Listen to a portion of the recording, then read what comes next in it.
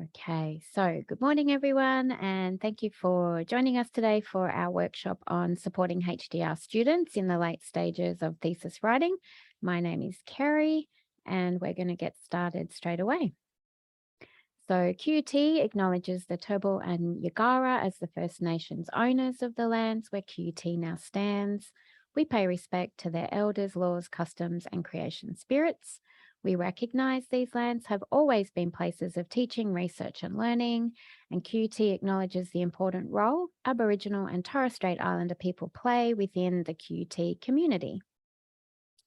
All right, so I actually have just put the slides up on Blackboard. I will give you that link in case you'd like your own copy. And the recording will go up maybe this afternoon if I have some time, but definitely by tomorrow. And you will receive an email with the links anyway, in case you don't manage to get that link today. So today we're going to talk about strategies to identify and address issues with thesis writing and how to encourage and support thesis writing. So quite big topics for us today. We should be pretty good with time. And we do have an activity you can see here. So a little bit of an introduction. We're going to get straight into the identifying. Now you can see that we've actually got the bulk of our time on that part of our goals, because it is also part of our activity. And then the rest of the session will talk about addressing and encouraging and supporting. And throughout all of this, please jump into the chat or let me know if you want to ask a question. And if you have strategies that work for you, please let everybody know about those. That would be fantastic. I don't want it to just be me talking the whole time. So just a bit of housekeeping, I guess, to get started. We won't spend very much time on this, but those of you who haven't sort of encountered GRED too much, Graduate Research Education and Development, so we're centrally based and are here to support the entire division, really. So you can see there the QR codes, and I've also popped some links into the chat. And we have divided the HDR skills into 3, you can see there. Academic communication is the writing part of that, and you can see in the orange, advance your research skills. So here to support students and supervisors, and there's a little bit more information there. So basically, within the research portfolio, we're the sister unit to the Graduate Research Centre. So the difference there being Graduate Research Centre, the GRC, they're focused on the administering of the admissions, the candidature, examinations, milestones, whereas we're providing the skill development and training opportunities. And one of our key aims is that we want to work with supervisors. That's why we have these workshops throughout each semester. We repeat our workshops twice a year, and we really want to develop that community of practice between GRED, the HDRs, and all of you as the supervisors as well. You can see our email address there, sorry. Okay. Now, as far as the writing support program goes, this is a really broad overview. Again, it's about the idea of the community of practice. And you can see there we have a tiered writing support program. Tier 0 is the online self-help resources that we have, self-paced around grammar and thesis writing that HDRs can access anytime. All of our sessions, writing support sessions that we have for the students are also recorded that they can access at any time. We want them also to come to our live sessions, of course, too. So that's tier 2, the group writing support. And we also have one-to-one writing support as well. Now, if you're unaware about the writing support program that we have, the one-to-ones, I'm just popping a link to from the digital workplace that you can go in, and all the information you need is in there. But of course, later on, you can ask me any questions as well. All right, so just very quick overview there for us. of course, we also have high Q. We find that HDRs are often not accessing high Q enough. And so they ask questions that they could have found very easily on high Q. I've highlighted 3 important ones, obviously training and workshops. Engaging with industry is about internships and connecting with industry. And we have our wonderful careers educator here at GRED as well. And that page has all of the resources and activities that Karen Carvu, our careers educator, is involved in. We also, of course, have our Blackboard resources. You can see there. So as I said, we record all our writing sessions so students can go in and access them anytime. Plus there's the self-paced resources as well. All right, so that's enough about the housekeeping. Let's move on. And just to start you thinking, this is something I do with the HDRs as well. I always ask them some questions at the beginning so that they're thinking throughout the session about where they're at, why they came to our writing sessions, and what sort of things they're trying to gain. So similar for you today is at the end, we'll talk about something that you might have thought through the session that you might start doing, stop doing, or maybe you found out that what you're doing is really on the right track and you'll just continue. So maybe you'll jot some notes down as we go through. All right, so let's think about this topic of, I have called it late stages of thesis writing, but as we go through, what you'll see, there's a very important theme where I keep saying that we want to identify and start to support students to improve their writing earlier than these late stages.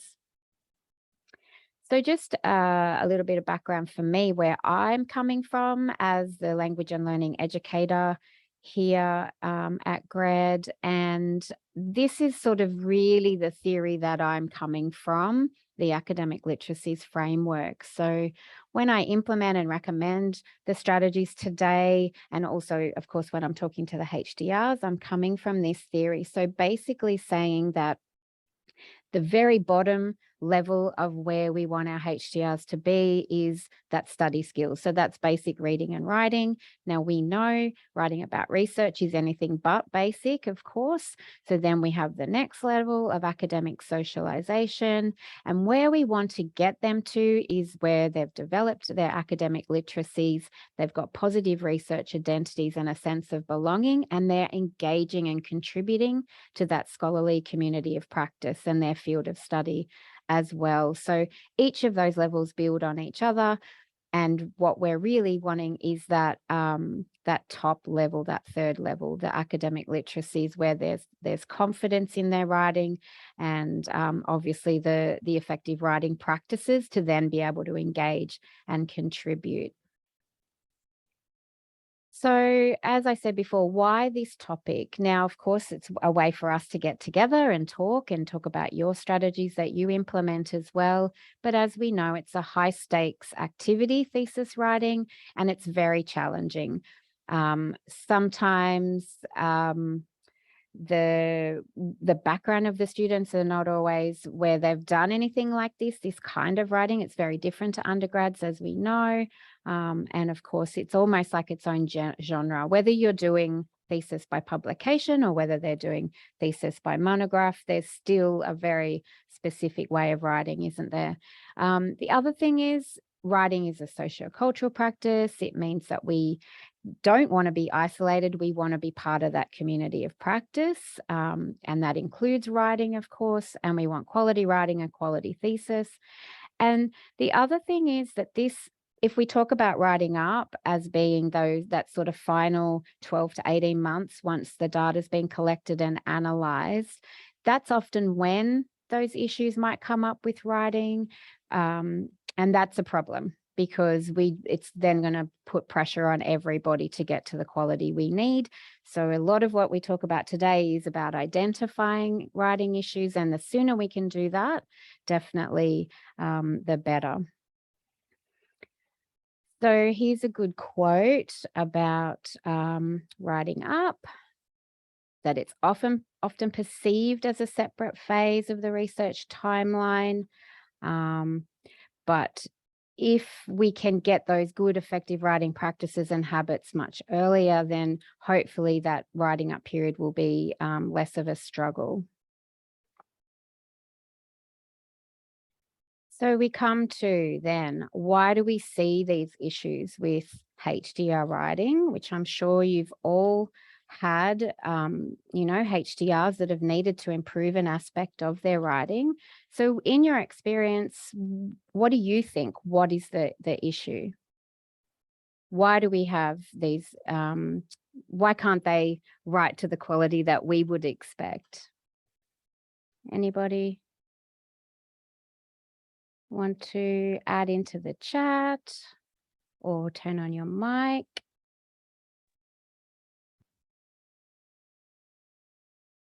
Yep, sure. Turn on your mic. Jose? Yeah.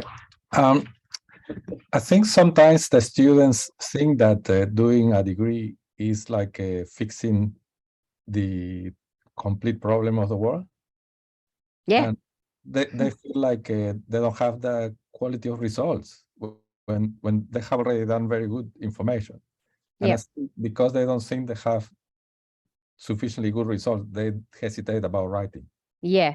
So it's a lot about confidence and being confident in their that they have found something that's going to be significant and contribute. Absolutely. Thank you. In the chat, we've got their learning. Yes, 100%. And that's what I say a lot of the time. This is a training degree, guys, that you're doing. You're not expected to know everything at the beginning, but you are expected to improve your skills and identify the skills that need to be improved. A variety of reasons, lack of experience, mental block. Yes, I had a workshop on dealing with writer's block last week, which I do regularly. And there's a whole stack of good strategies that HDRs can put into practice. It develops over time, different academic traditions, 100%. They need to strengthen across the HDR period, yes, which is why even though we're talking about the late stages of thesis writing, we all know this needs to begin a lot earlier. Time pressure, personal issues, barriers, yes, and heaps of writing pressure. Yeah, 100%. Everybody's saying exactly what I would expect. Did someone else want to add anything? Yeah, sorry, Jose, yep. Yeah, just to clarify, my point is that sometimes they seem to have unrealistic expectations of how high the quality of the result needs to be. Yep. And yes, exactly. Yeah. And I have experienced that with some students. Yeah. So you mean they're wanting to, solve world peace, but that's not possible in 3 years. That's right. Yeah, exactly. Yeah. And I think there's that tension, isn't there? They know that they have to come up with something significant and new, and that can be a little bit scary. I know I was the same, and I thought, oh my gosh, am I going to find anything? And then I had too much data in the end. So, and I think that's probably something that happens a lot, and then you got to wade through all of this to find what's going to be that significant contribution. But yes, that's another thing I talked about with the HDRs all the time is you're not solving world peace. Some people maybe are curing cancer, actually, so I don't use that one, that example. But yeah, so as we've seen, a lot of reasons, and this is hard. Writing a thesis is hard. There's no doubt. All right, so here's some issues if we look at the literature. And there is a bit of a gap in attention on doctoral writing more specifically, and the pedagogy behind it. Now, this comes back a little bit to that theory, that academic literacy theory that I showed you, is that even that bottom stage of, isn't study skills, isn't writing basic, doesn't everybody know how to read and write? And it's like, well, yeah, but not in a specific way that they may not have before. Therefore, they need to be socialized, and then they need to improve their skills on top of that. Anxiety is a big thing.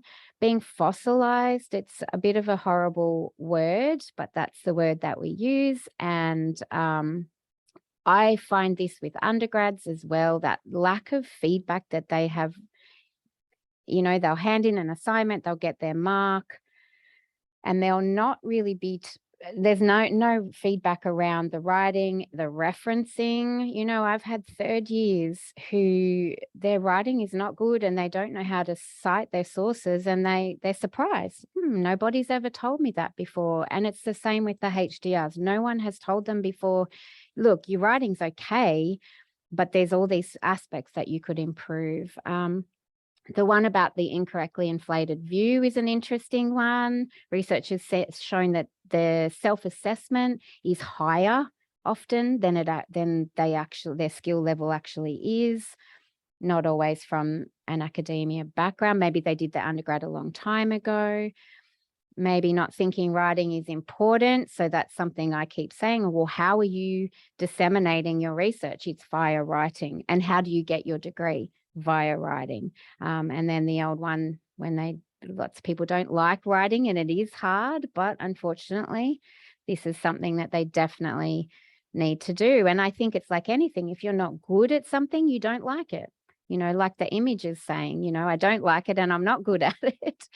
So, you know, so we need to, part of our role, of course, is to sort of almost be the coach and the cheerleader and say, look, you're doing okay, but you can do much better. So here's even more reasons: writer's block, maybe not coping well with feedback. I know that in the writer's block session I had the other day, we did a poll about, you know, confidence, and one of the things was, my supervisor doesn't like anything I write. And some people answered yes. And you know, and there's no way that the supervisor doesn't like anything you write, but something's getting lost in the feedback, so they avoid it. Of course, non-native English speakers have a lot that they need to do to get up to the quality. The writing process, it is implicit, isn't it? You know, if I asked you guys to take me through your exact process, you probably would find it hard because it's back and forth. It's iterative, you know, so we can give them all the strategies, but they need to invest the time, of course. And of course, as we know, diverse cohort, different needs, and we really can't guess what skills that people will need to improve until we get to know them a little bit more. And some strategies won't work for some, and they will work for others. So a lot of reasons why we're here. So just a quick poll question actually now. So you can see that there, to what degree is thesis writing quality the student or supervisor's responsibility? It's anonymous. So please pop something in. I hope you can see. Oh, there we go. Awesome. All right, so mostly the student and equally shared was the results of the poll there. So in 2021, we had a survey where we asked that question, and you can see here the results there. Now, there was 44 HDRs, which is the blue line, and there's over 400 at that stage of the supervisor views. What do you think about that? It's not bad, isn't it? Let's have a look. So not many people said entirely the supervisor, but more supervisors said mostly the supervisor. So that's pretty interesting, isn't it? But more students said entirely the student. So quite an interesting little survey question there. Pretty good bell curve. All right. So as I said, my thoughts would be it's mostly the student, but then as we're going to see today, the role of the supervisor, I would say, is to assist with that as much as possible. And the first thing is by identifying the issues, because as we saw, for the reasons why we have these issues, students aren't always aware is one of the big issues. So of course, thesis writing, it's a long process, as we know. And I like that quote by Carter: the candidate is the architect of the thesis and must take responsibility for personal shortfalls. I suppose that's potentially shortfalls is a bit mean, but it's like with all the skills that they're learning in this training degree, there'll be things that they'll be better at than others, and it's up to them to work to improve those skills that that are really important. So I think something as well that I definitely talk about a lot is this idea of so many drafts. I often think HDRs are not quite expecting to have to do so many, you know, so that back and forth of the drafts, particularly at this late stage of thesis writing, you know, they are going to be going backwards and forwards, and there are going to be many drafts. So if we can say this is perfectly normal and it's all part of that iterative process, and that writing is so much part of that whole candidature, not just at the end.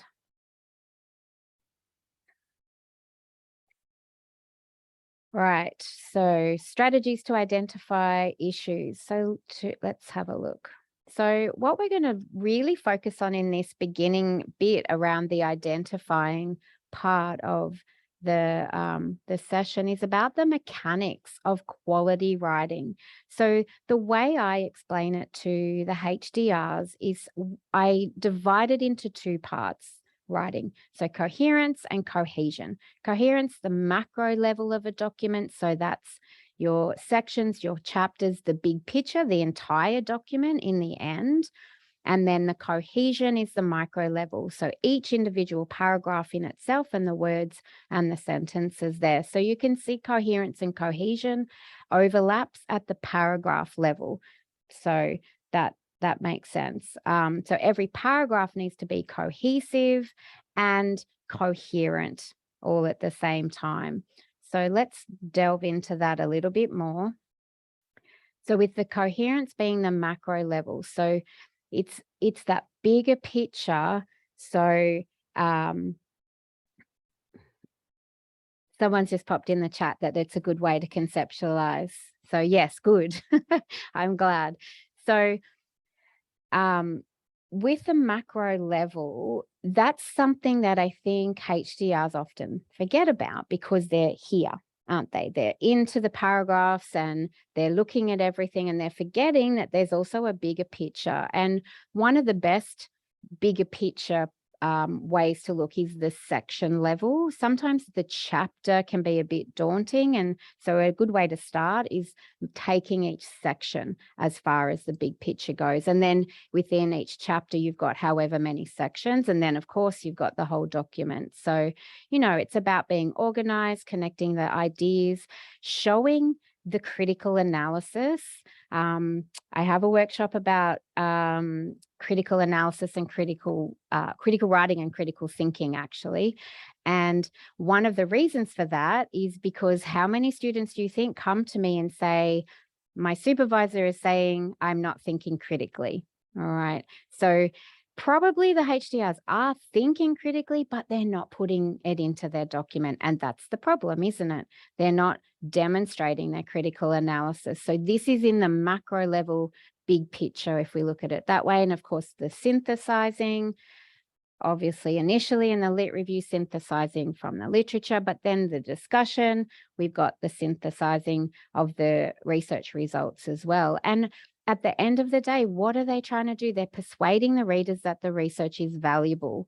And that's also part of the connecting of the ideas, the demonstrating the critical analysis. So it's what I call words on a page, where you've got these beautiful section that's giving some background to the research maybe, and it's good, it's interesting, you're reading going, I get this, but so what? Who cares? Why is this important to me? Because so what they've forgotten is to say, this is important because this gives the background of the research, and that's significant because of this reason. So yes, many HDRs forget their thesis is a storytelling exercise as well, and synthesizing is part of that. Thank you. That's in the chat. Absolutely. It's a narrative. And the other thing I say to the HDRs as well in the writing sessions is you are telling a story. You're not telling fiction. So, and you do have a whole lot of rules you have to obey as such, you know, with academic writing, but you're telling a story and you have characters, you have data collection tools, you have results, you have participants, or you have an experiment that you're doing. And if you don't explain about all these characters in a clear way, then you're going to lose your reader. They won't be engaged and they certainly won't be persuaded. So the macro level, really, really important, but quite challenging. So coherence, notice how I've highlighted those two specific points there because we're going to use that in our activity in a minute. Explicit linking between paragraphs. So remember, we're big picture sections, chapters, the whole document. So within a structure, we want to be scaffolding the reader, don't we? We can't skip topics. We can't explain the little detail if we haven't explained the sort of bigger idea behind the little details. And we need to lead the reader through. And then, so that's the linking. So that's sort of structure, I guess. And then we think of demonstrating the critical thinking and having that persuasive argument and saying, this is important because of these reasons. It's going to help these, these particular stakeholders. It is why my research is valuable. There's a research gap, there's a research problem, and these are the implications of this study and what I've found. So really, really important. And also, I think too, something that the HDRs often forget within a section is, and again, it's like words on a page, where a really good way to show the value and to keep the reader engaged is to always come back. This links to the research problem. This links to the research aim or the gap or the significance. So that's a really good way of explaining the so what. So you've got all the information in the section. All right, what does all this mean in terms of your stakeholders and in terms of your study? And sometimes, as we know, and we'll see later, it's just a sentence and it keeps the reader up to speed on what's going on. So of course, with the cohesion, that's our micro level. So that's each individual paragraph. And what we might be finding in there that could be an issue is the grammatical accuracy, and not just native speakers, by the way, or non-native speakers, sorry, native speakers as well. Native English speakers still make, maybe not articles. They wouldn't make many errors with articles. So a, an, and the, but certainly tense and certainly sentence structure. Why? Because they're fossilized into bad habits. No one has ever said the way you structure sentences sometimes is incorrect. So grammatical accuracy, academic and disciplinary vocabulary, so making sure that they broaden that and utilize that vocabulary correctly. And of course, the paragraphing. So what I mean by paragraphing is having a good, clear topic sentence, using transition signals, not going off topic, and having a paragraph that has one main point. So let's quickly recap. So we've got macro level, big picture, micro level is the cohesion paragraph level. So you've got those 5 key things that we're looking for. And now we are going to do our activity. So I'm just going to pop into the chat a little activity sheet.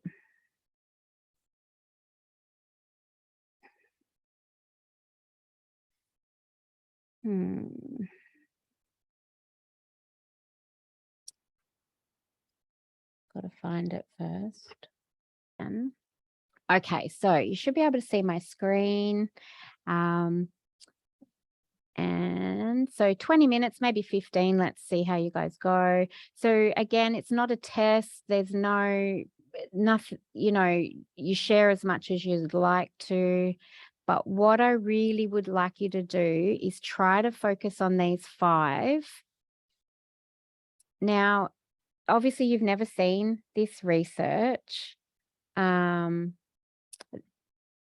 and I have had permission. This is one of my friends, and I've manipulated the document a little bit, but I choose this one because we can all sort of understand what he's doing.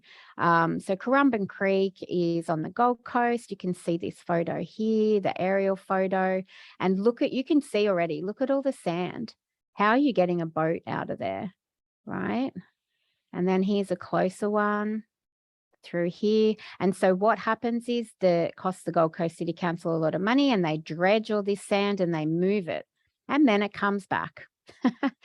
So basically his thesis or his research was about, well, what are the options to do something different that won't cost as much as the dredging and will work a lot better?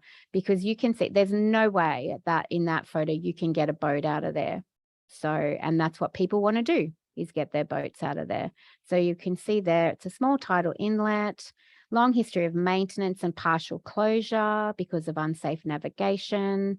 Also the surfers, people surfing are stakeholders as well. They don't want to have that much sand there either. So the current investment of dredging does not provide desirable outcomes, and soon after each dredging campaign, the entrance exhibits shallowness and navigation difficulty. So the issue of entrance viability and provided alternatives by performing computer simulations, basically, and to understand the physics of the processes. And so once you understand all the currents and the waves and the wind and what's happening using the simulations, he was then able to give some options instead of the dredging. So what I'm asking you to do is this is the very beginning of the thesis. It's the background. You see I've numbered the sentences. And so just read through as a reader. Try not to worry about, oh my gosh, I don't know everything about this research. It doesn't matter. You're just the reader. Well, not just the reader. You're important readers. And if you can, focus on these 5 things. Cool. All right. So I'm going to be quiet now. I'm going to give you 15 minutes and then we'll see if you need more time. Cool. Thank you.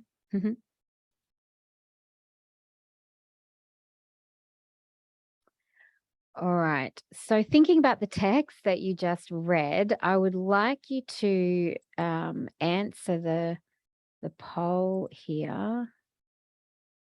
And if I can get, okay, that's the previous one. Why won't I get the other one? Oh, here we go. All right. So just if you can remember what you did, again, no right or wrong with this question at all. I'm really interested in this. And one of the reasons why I'm interested in this, of course, is because that often if there's issues at the micro level, it's really hard for us to focus on the macro level. I often see when HDRs are given feedback that most of it focuses or is identifying micro level issues and not much about the macro level. So not always as helpful, I think, for the writer, but at the same time, if you're, as the reader, if you're struggling with the micro level and getting everything clear in your mind from the paragraph level, the sentences, the grammar, the vocab, then, you know, that does make it hard, doesn't it? All right. So looking, again, anonymous there for your answers. So you can see here we've got about divided into thirds, third macro level, third micro level, and a third both at the same time. So as I said, no right or wrong. It's just a good thing to think about as we move forward in the session. All right, so good. Thank you. So why would I be focusing on this part of it? Remember where we're at the moment. We're talking about the importance of identifying to HDRs the issues. So can't see the forest for the trees. So what I exactly mean there is that idea of if you're trying to get a feel for the big picture, but there's issues with the micro level due to the poor grammar, vocab, or sentence structure, it makes it hard, doesn't it? And that leads to the tension that the reader is feeling by trying to give the feedback, but your focus gets being drawn to those micro level issues. So in the chat, thank you. Grammar always distracts me from the bigger picture, even if I'm trying to peruse. I need to work on that. Good. Yeah. So I would agree that that is what happens. And sometimes it's not our fault, is it? Because it is really not to the standard that we need it. So if you think about grammar errors, some of them I call what I call surface errors. So there's an error there, but we can still guess the meaning. Then obviously we go even deeper than those surface errors, sometimes where the meaning isn't there. And that's when it can be very, very difficult. So someone else in the chat, my trick is to scan the first and last sentence of every paragraph first before I do a full read. Beautiful. So that's definitely your macro, isn't it? So the first sentence, you're trying to figure out, okay, what's the main point here? Maybe the last sentence is, do I have a so what? Am I getting an idea here about the value or why you've told me this information? So that's a really good trick. Thank you. All right. So that's exactly. So to address the issue, what I would encourage you to try and do is separate the reading process and focus on the big picture first. If you can, ignore those minor surface errors. So the meaning still has to be there, doesn't it? Now, why do you think that, what could be the reasons for separating and trying to focus on the big picture first? Anybody got an idea? Why would we use that strategy of trying to ignore those minor surface errors, even though they do draw our attention away and it can be hard? Jose, did you want to say? Yeah. Yeah. If there is meaning, at least we have some start with a positive light of feedback. Yep. And when there's not meaning, because there's the errors, yeah, it is very, very difficult. And that comes back to, well, whose responsibility is it to fix that? Well, definitely the HDR themselves, but that's where we would come in, and we need to really identify the exact things that they need, that they're doing, and potentially give some strategies to help them improve, but the onus is definitely on them to improve. They really shouldn't be sending something to you, a document to you, where the meaning isn't there. Okay, so that's something to try to set up as early as possible to get onto those, if those errors are enough that the meaning isn't there. So if we have a look, why focus on the macro level, there's two main reasons. Firstly, time saving. If you focus on the micro paragraph or the paragraph level and the sentence level, and you're making corrections for them or comments, maybe there's been no use, because that has to be rewritten or revised anyway, because the big picture isn't clear. So by focusing on the big picture and making sure everything's there that we need, those sentences and those paragraphs probably need to be revised at some point anyway. And as I keep saying, that micro level is really the HDR's job to solve and improve. Yes, you need to diagnose and tell them, you know, this is the issues that you need to work on, but certainly they'll need to spend that time on that. And the other thing with focusing on the big picture is that it's more constructive, and it's what the HDRs want, is that big picture, if possible. And as we keep saying, maybe it's not always possible. So, but if you can at least give them something around the big picture of the section, then they're going to see that as a little bit more constructive feedback from their perspective. But yes, micro is certainly their job to solve. So as we just said, if the regular errors are impacting on meaning, we can identify those specific grammar issues and put it onto them that they need to work hard to improve them, and make it clear that the micro level of writing is their responsibility. Now I've got there, let's read through the exemplar. We're going to do that later if we have time. And I can always send you an annotated copy as well. And I just want to make a mention about non-native English speakers. And usually, as we said, they would be the people that we would have, more possibility that there's grammar issues to address. And one of the things with international students who come to Australia or an English-speaking country to do their research degree or even their undergraduate degree, sometimes they have this assumption because they are here and English is all around that they will automatically improve their skills, and that's not the case at all. Maybe listening would be one of the skills that could potentially just improve by being here. Speaking, not necessarily, because they often don't speak very much English if they're not engaging with others. And as far as writing goes, definitely not automatically going to improve. They will have to continue their journey of improving their English skills. So that's something that I'm very sort of strict with international students to say your writing won't necessarily improve on its own. You do need to work hard, but once you're getting into those good habits, then you'll just keep on improving.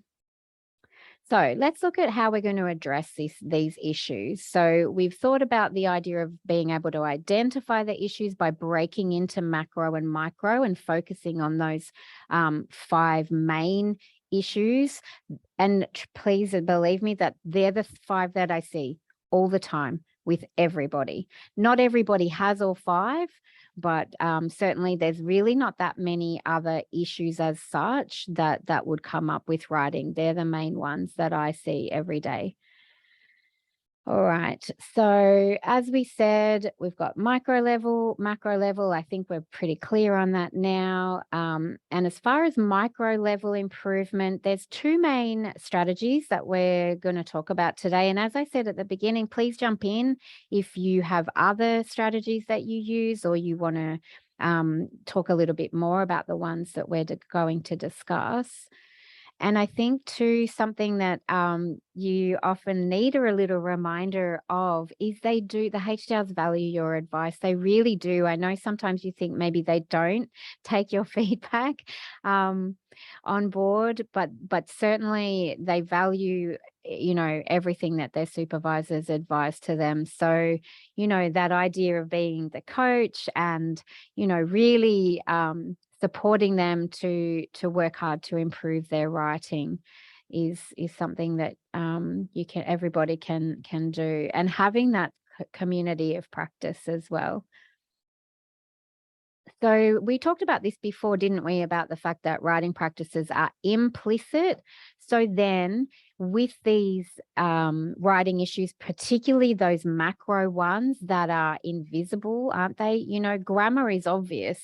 Whether you have a topic sentence or not is a little bit more obvious, but those big picture things are invisible but so important that they're put into their documents and into their writing. So asking questions about what they think needs to be improved. The affective domain, we touched on that, the idea of anxiety and confidence, and also encouraging students to seek feedback widely, not just relying on you. We will talk a bit more about that in a minute. And as I said, remember I showed you Blackboard and HiQ, insisting that HDRs look at everything that's there. QUT thesis expectations have been written by the GRC and they are on HiQ. Everything is there that they need. And we also have an academic writing tool, which is a really good way to start that discussion with your HDRs. I'll just show it to you here. So it's on our Blackboard page. I'm going to give you the link just to the actual form that the students fill out. So you'll be able to go in and have a look at it. And basically they self-assess those macro and micro issues to say whether they think that they're good or they need to improve. And then the tool will then send them an email with the resources and the writing sessions that would be applicable for them to improve. So if you have a HDR and you know they need to improve some aspects, maybe ask them to do the tool and then discuss how they self-assess. That's a really good discussion point and way to start. And there's also a resource for the supervisors as well, in a different space. So this is on Blackboard, your supervisor Blackboard here. And that's just so that you know that for all of those aspects, those macro and micro aspects, we have something that covers that. Okay, so probably first instance, if there's something you know they need to improve, get them to go into HiQ, come to some writing sessions and use the resources on Blackboard. So that's a good starting point if you do identify aspects of writing that they need to improve. So that's macro that we talked about originally, and how sometimes it is invisible. But with the micro level, usually grammar and vocabulary. So if you can identify those issues as soon as possible, discuss those, use the tool if that helps, see how they self-assess for themselves. And we just touched on it about meaning, didn't we? So if the sentence level errors are taking the focus away from the meaning, you need to tell them this is urgent.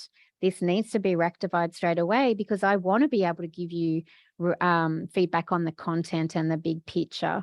So we're going to look at some strategies around that in a second. And as I say, it doesn't happen by itself. They can use grammar books, go back to sentence level basics to get in those good habits again, and insist that HDRs proofread before they send anything to you. I do a proofreading writing circle, gives them a whole lot of really good strategies to get better at proofreading. So still on the micro level, if we're talking about paragraph structure, how do we get HDRs to support them to improve paragraphing? We can pull apart their paragraphs and show unclear topic sentences and good topic sentences, show where they're jumping topics or going off topic. Are the transition signals okay? And, you know, really highlighting that the paragraph has become unclear because you've gone off topic. So reminding them, hey, you had this really nice topic sentence, but now you've gone off that. And so what happens? It disrupts the reader, and then they're not engaged and they're certainly not persuaded at that point. So here's some other really good tips that I give to the HDRs all the time. Some of these sound very basic, I know, but you would be surprised, you know, the things that would be helpful that they didn't already know. Academic word list is a really good one. So a professor at the Victoria University in Wellington a little while ago now did some research into the most common academic words in research articles, and she has made 10 sublists, which is, you know, so the sublist number 1 is the most frequently used words. And what's really good about the word list, especially for international students, is the words are there, but they're also their word families. So once you know, obviously basic word of investigate, then it helps them to know investigation and all the other words from the word family. So it's a really good way to broaden vocabulary. Of course, we've got Blackboard. Manchester Phrase Bank is a good one. QT Library has a whole stack of books, and thesaurus.com is really good for vocabulary as well. The reason why I recommend thesaurus.com is because it also gives the context. We know in English that words have different contexts depending when we're using them. And if you're not very familiar with the word in the first place, you might use the wrong synonym. So thesaurus.com sort of helps to avoid that by giving the different. So if a word can be a verb and a noun, it'll give the two options and the synonyms that are appropriate. So back to our macro level, because as I said, I feel like this is the most difficult one, you know, and it's the one that I think that we want that community of practice and the discussion at a much deeper level, whereas the micro level, we're really encouraging the HDRs to work on those themselves.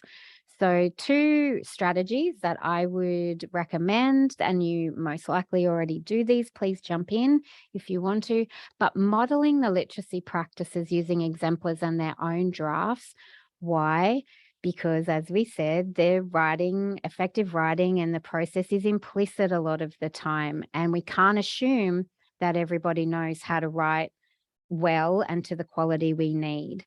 So it helps the HDRs get in the reader's shoes and gets them to practice noticing. So I really encourage the HDRs, don't just read for the content, read as well for the writing practices. What do you see? What's engaging for you? What are the things that are leading you through? And are you persuaded? So what practices of writing are making this a good piece of writing in your, your as the reader? And what do you think, when do you stop reading if something gets confused? Not everything that's published is not beautifully written, as we know. So really getting the students to notice when they read. And the other thing is to increase their feedback literacy and proofreading skill development, because if they're good and they're active participants in the feedback process, that's going to make it better for you and better for them as well. And so it should be a two-way dialogue regarding the feedback. And as I've put there as that last point, don't accept poor drafts that obviously haven't been proofread. No page numbers. That's one of my pet hates, is no page numbers. It's very hard, isn't it, to give feedback if there's because you can't refer back to another page. So really basic things like that, you can be hard on them and say, well, it's not even being hard, is it? Saying, I want good drafts to be able to give constructive feedback. So modeling and exemplars, a lot of the time I'm getting my exemplars just from QUT ePrints. Sometimes it takes me a while to find ones that are to the quality that I need. I always use high quality exemplars, of course. But, if you can model with an exemplar and their own writing and highlight differences in your expectations, it will help to make those implicit literacy practices explicit. It's all part of that socialization, if we come back to my academic literacies framework, and it's all part of having that community of practice as well. And that will help them to notice too as they're reading. The idea of evaluative judgment is something that we talk about all the time with the HDRs, where they need to make decisions about the quality of other writing and then apply that to their own writing as well.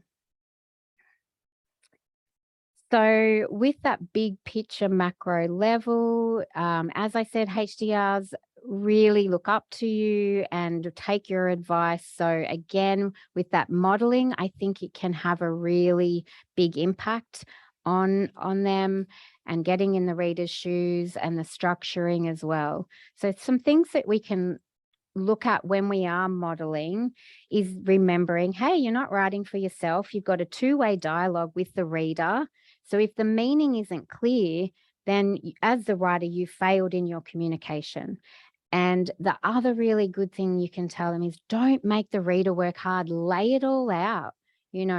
Don't, if you're thinking to yourself, will the reader know this basic information that I'm going to tell them, this definition? Don't wonder, put the definition in, because what are you demonstrating then? You're demonstrating that you know the definition of this concept, and this is the definition you're using in your research, and it just keeps the reader on board and engaged and going, I see where you're going and I want to keep reading, as opposed to making the reader work hard and they've got to go back to what they read before and they're thinking, I'm not sure what's happening. We don't want that.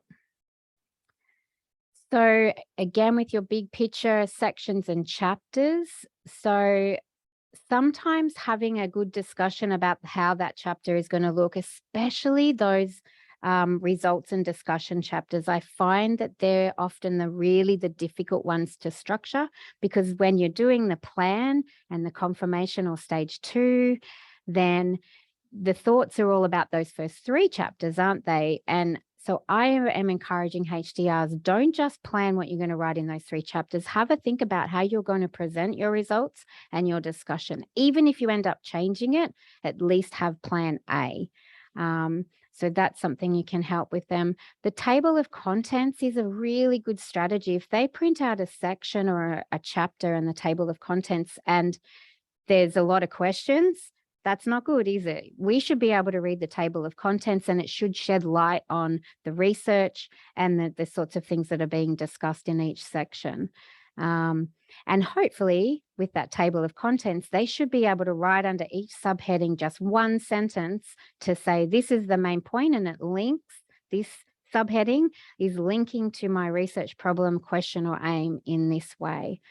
So if they can't do that, take their table of contents and just write a sentence to sum up what's happening, then there's either too many ideas or the ideas aren't clear. Another thing that I see all the time is a subheading and the first sentence says nothing about that topic, right? So straight away as a reader, I'm like, okay, but you had this subheading, but your content doesn't match what's happening. So not good. And also looking at that logical flow between each of the subheadings. And every section in every chapter will have an aim, you know, so every section in the lit review will be doing something towards previous studies, defining concepts, talking about the gap, whatever it is that aim achieved for that section and that subheading? And every section, not necessarily every paragraph, but every section should have something to say, why is all this information important? How does it link to my study? If that's not there, then the reader's not persuaded, are they? And as I say, it's words on a page, nice words, important things, most likely, but it needs to be very explicit as to what is the aim of this section and why do I need you as the reader. So that's all part of the demonstrating critical thinking, isn't it? So sections and chapters I describe to the HDRs as stepping stones. So what happens if in your big document or in your chapter, one of your stepping stones is unstable and a bit like, oh, I'm not sure what's happening here? It's not good for the reader again. And another good strategy is to really point out about the connections between certain chapters. That helps with the big picture of the whole, the thesis as a whole. Obviously, you want your introduction and your conclusion to be mirrors of some sort. Often when I mention to HDRs that your lit review and methods should be connected, they can't understand why. Well, because your lit review is starting to justify your methods that you're going to talk about in your research design or methodology chapter. You're planting the seed for the reader all the way through. Yes, someone in the chat has said, you're not writing a murder mystery. No, there's not allowed to be any surprises at all, is there? So just these really simple discussions about the big picture can really help them to be getting into that big picture frame of mind that is often forgotten. Argument and flow. So a strategy that I would recommend, and you maybe already do this, is rather than just written drafts, a really quick mini PowerPoint presentation, 2 slides, 1 slide. It just gives the chance for that constructive and critical discussion that we often sort of forget is really important. And again, I know time is an issue, but that's something, rather than a written draft, hey, show me how you're going to structure your results and discussion and let's problem solve.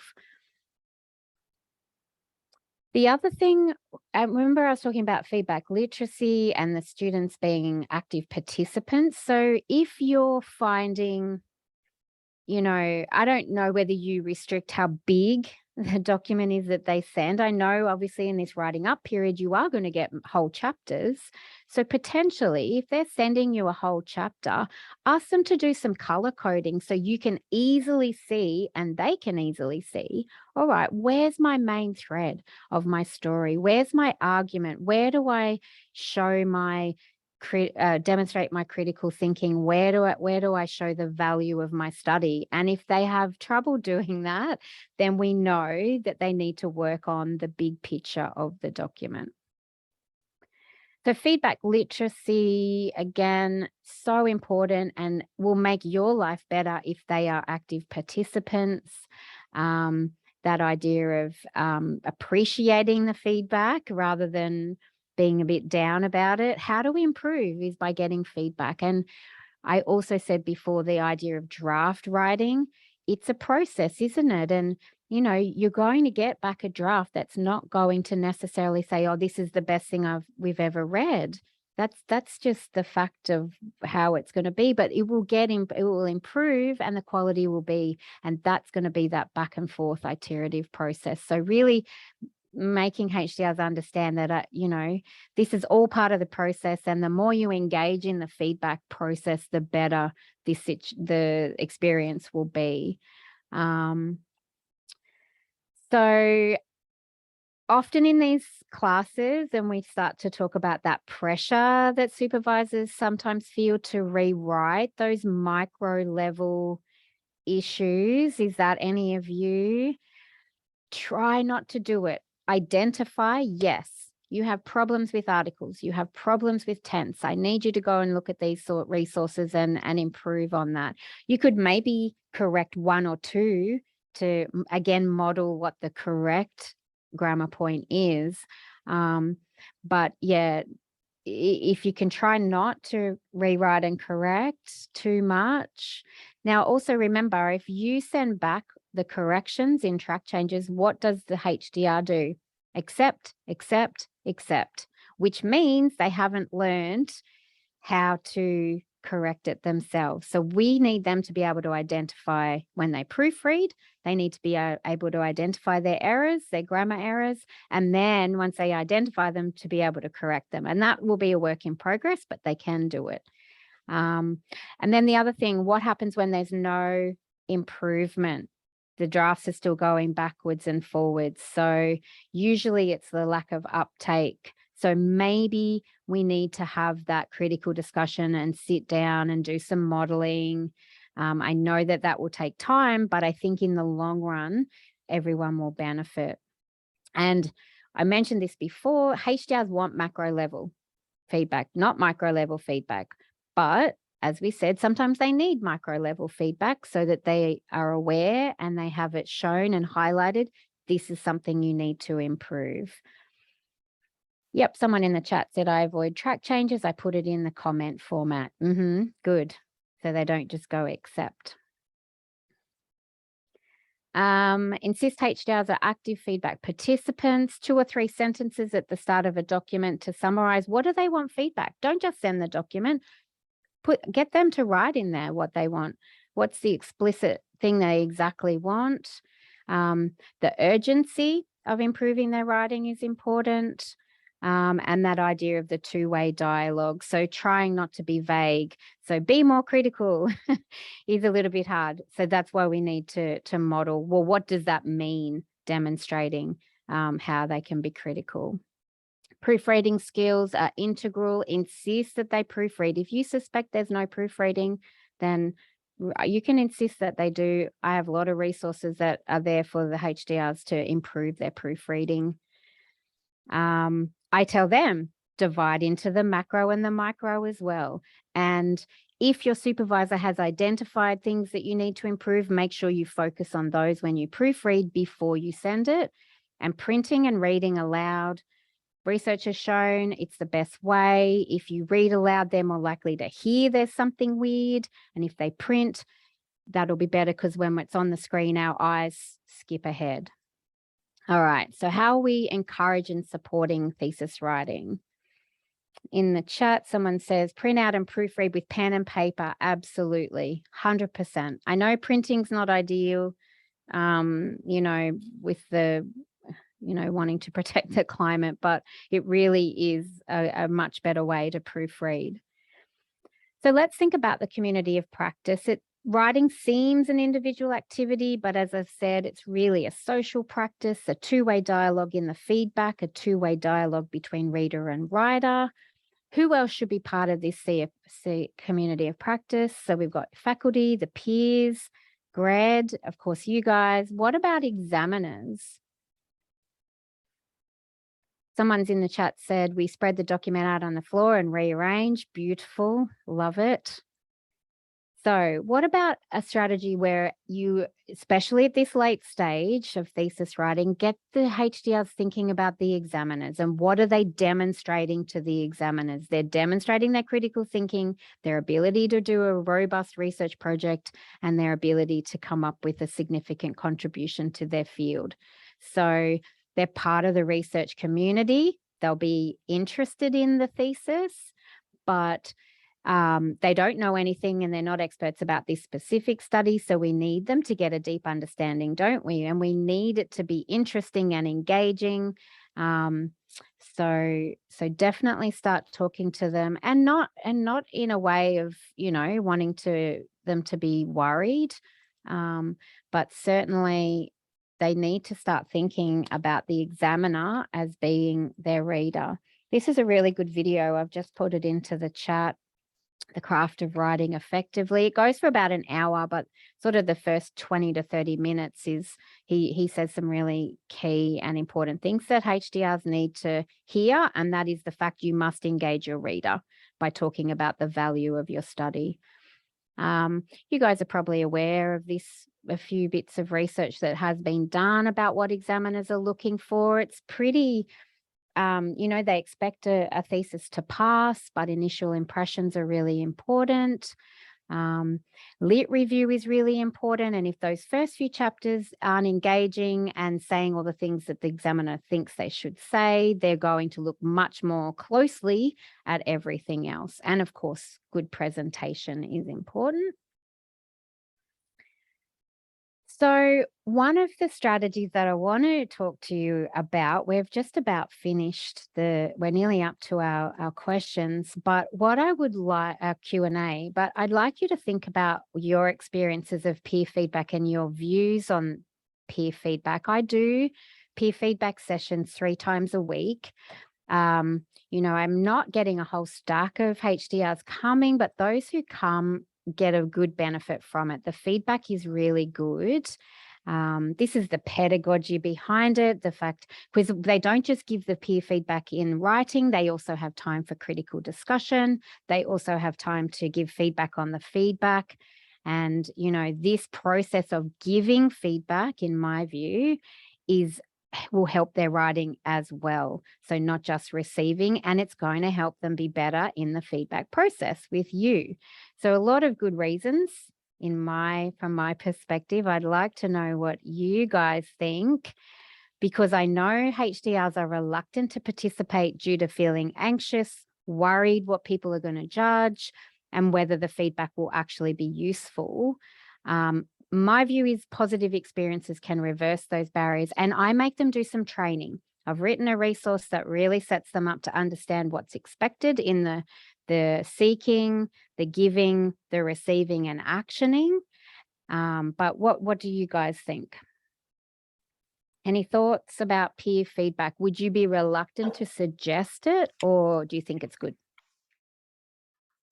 I've used it in the past, and it's been really effective with a sort of cohort model of supervision, where we had weekly meetings with all of the PhD students that I was supervising, and Nice. if one of them was working on like a milestone document or a publication, they would offer it to the rest of the students to kind of read through and just ask questions about. Good. Yeah, and it was always really good for building their confidence and also building on both sides, as you say, building their confidence about their own writing, but also building confidence to be able to give feedback to someone else. It was a really constructive process. Yeah, and one of the things that with the feedback, I'm happy for more people to comment, but I just want to show, you know, about the myths and the view that HDRs may have and the worries that they sometimes have. I can bust all of those myths. I really can. Anybody else wanted to say anything? Thanks, Jared. That's really, I'm glad to hear that it's been going well. And a big part of it being successful is setting them up so that they know how to give feedback and they know how to be constructive. One of the things I do is I ask them not to focus on the grammar and the spelling, focus on the meaning and the readability. Anybody else have anything? I'm more than happy to share the resources that I have around the peer feedback if you wanted to have a your own HDRs to be involved in that, or they can come to mine. That's another option, of course. But I'm more than happy to come and share the resources that I have. Now I just want to show you too. Here's some evaluations that people that have come, and one of the things that they really enjoy is that it isn't judgmental, and they're sometimes a bit surprised how supportive everybody is of each other, but that's part of the training, isn't it?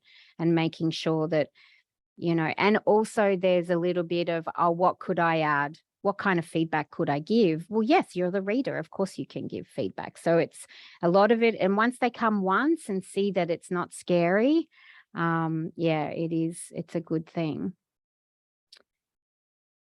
All right, so we have come to the end. I know we've pushed for time. We've got sort of about just over 5 minutes. Yeah, I know some of you will have to leave, but if you're still able to stay for a minute and you want to pop in anything from your discussion in your breakouts or the strategies we've looked at, we really did focus on the macro because I feel like the big picture is the harder bit. There's a little bit about the micro, but in your experience, you're probably finding that the micro is the stuff that jumps out at you straight away, isn't it? So if you can identify that and get the HDRs themselves to work on that with your support, hopefully the idea would be then you can focus much more on that big picture. Yeah. So someone's written in the chat, do much more macro, much less micro. Yep. You may not be able to do that initially, but that would certainly be what you'd be aiming for.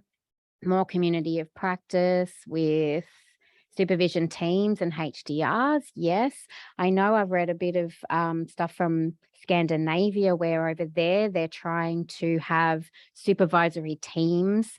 So you haven't, within your supervisor group, 3 of you, 2 of you, you have more than just the one student. So there's almost that's already a big community of practice there. I don't know whether that's possible at QUT at the moment, but it's certainly something they're doing over there and it works quite well.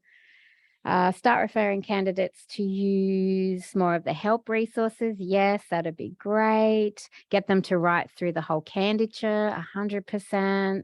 The mini PowerPoint prezos, yeah, it is. It's kind of, and it's almost less daunting for them, maybe, because they're not writing, you know, this perfect document. They're able to chat and you can have that critical discussion, which is really so important.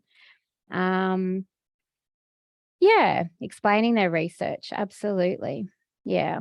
All right. Thank you for everybody in the chat. So I know the title was late stages of thesis writing, but if you the sooner you can diagnose and identify the issues and encourage them to come and engage with all the resources, of course,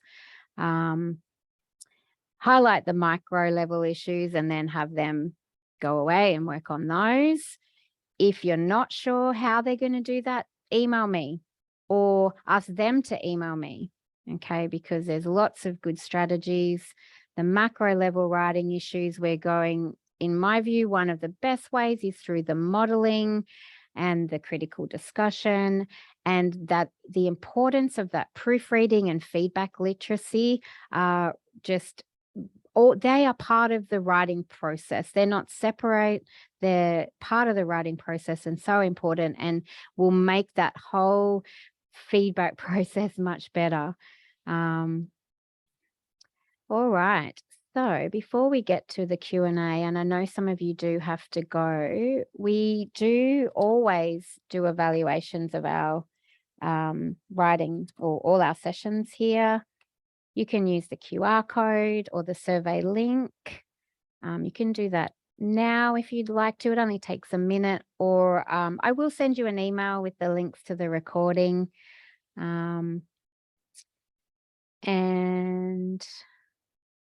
I'll also give you the link to the survey again as well. if you would like I know we didn't get a chance for me to go through that document, but look, honestly, I'm sure your discussions, I'm happy if you wanted to share how that went. You know, you guys know writing, you know what you're doing. So I'm sure you did well with your discussion, and hopefully by pulling out those 5 aspects is going to help you in that activity, and then will help you when you're giving feedback in the future. But if you would like a copy of the annotated version of how I would, you know, highlight those 5, please let me know. I'm happy to email that to you. I'm just popping my email into the chat. Couple more supervisor workshops coming up. So a 5th of September, critical thinking and writing, tough conversations, 13th, and feedback techniques on the 26th. So there's 3 there in September. And yes, any questions or you want to share anything just before we go? I know we only have a couple of minutes, but thank you very much for coming along, and I can see everyone was engaged in the activity, which is really good. Thank you. Thanks for coming. I know you probably someone was saying they're going to a confirmation seminar, so good luck there.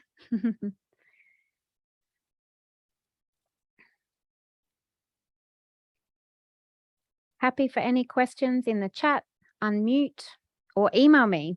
Don't forget about peer feedback. If you're interested in that and you have any questions, please let me know. All right, bye. Thank you, guys.